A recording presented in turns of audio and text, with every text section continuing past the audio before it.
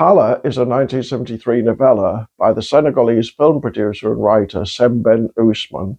Born the son of a fisherman in 1923, Ousmane was raised under two religions, Islam and the indigenous Sera faith, of which he was at one time an official offertory servant. He was raised by his maternal grandmother. When World War II began, he was drafted into the French army, then fought with the Free French forces. Afterwards, he became a docker in Marseille. He joined the Communist Party in 1950 and became a militant trade unionist. His first novel, The Black Docker, appeared in 1956. It examines the maltreatment of immigrant workers in Marseille and is unashamedly semi-autobiographical. All Ousmane's works are topical and written in a highly accessible realist style. After French colonial rule in Senegal ended in 1960, he turned his attention to the inadequacies and corrupt practices of the new elites, but he also made a series of groundbreaking feature films. Nowadays, he's often called the father of African film. He died in 2007 at the age of 84. Xala is one of his later novels, and along with his 1960 God's Bits of Wood, usually considered his best. The word Xala means sexual impotence. The story is about a high-flying Muslim businessman called El Hadji Abdul Kader Bey, who at the beginning of the story is at the height of his powers and about to rise even higher. His imminent third marriage will promote him to what the author calls the rank of the traditional notability. However, pride comes before a fall, and on his wedding night, El Hadji is struck by Xala.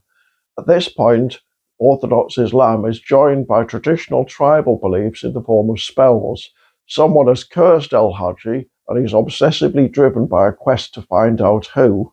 Along the way, he consults seers, hermit mystics, and shamans, some of whom have a Quranic veneer. In the meantime, word gets out about his Xala, and his reputation declines. His third wife and her overbearing protectress are impatient for him to resolve the issue, and he finds himself neglecting his business interests. In many ways, this is a conventional satire stroke comedy, but not in the sense of contriving scenes to make the reader laugh. We get a very good overview of Senegalian society and how Ousmane himself saw it. Occasionally, the author breaks in to make an explicit judgment. El Hadji was as limited, short-sighted, and unintelligent as any of his kind, he tells us on page 58. But mostly he's content to let the story speak for itself.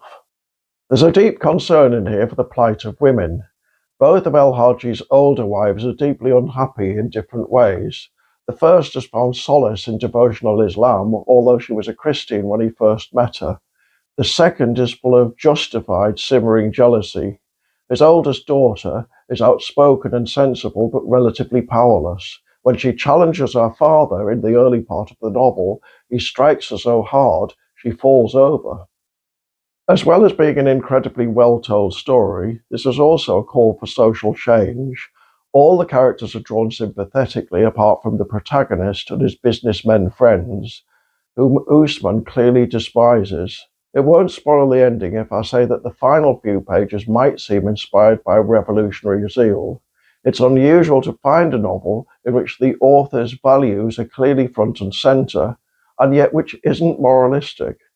Nevertheless, Xala does the trick.